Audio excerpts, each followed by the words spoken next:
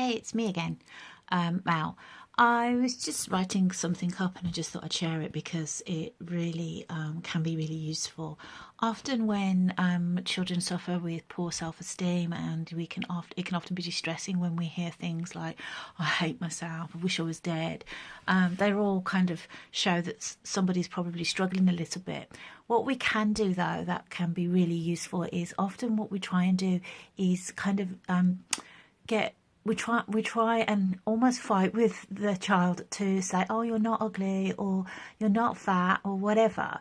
What we can do instead, though, which is really useful, is we can hear the struggle and name it rather than try and wrestle with it. It's really tempting to move a child from their distressed place by saying, oh, you're not that, you're not this. What's far more valuable is if you can offer some acceptance. I know it's really hard when you don't like yourself. It really hurts, and we can sit with that person in their distress. That's far more helpful. And another tip that I often give to parents is good gossip. Good gossip is really useful. Children often don't believe what you tell them. Their sense of self is maybe a little fractured sometimes, and particularly when you're working with children who are maybe in the care system, fostered or adopted. And so what we do is we use something called good gossip. You can see my eyes go, ooh, good gossip. Good gossip is where you talk about a child in a favourable way, maybe to another parent or a relative.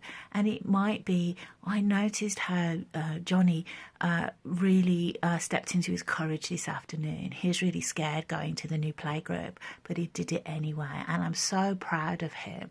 When you say that and children can hear it, they tend to believe what they've overheard far more than when you tell them something. They can tend to bat that away sometimes because it doesn't fit with the story they hold about themselves.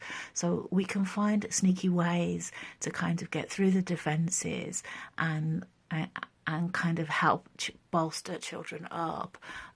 So good gossip is a really good way of making sure children hear good things about themselves, and really try and notice what your child does. It's so easy to get into a pattern of what they don't do well, or it's not quick enough or good enough. So really watch your critical adult that goes on, and notice the small things and really feed them back. I noticed how kind you were to your little brother earlier. That's really helpful. Thank you.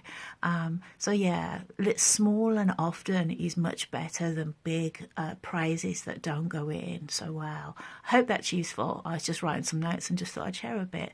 I'm just showing up, unscripted, unedited, and I hope these snippets are useful. It's kind of how I roll. I'm Mel Riley, adult, child and family therapist. Have a good day.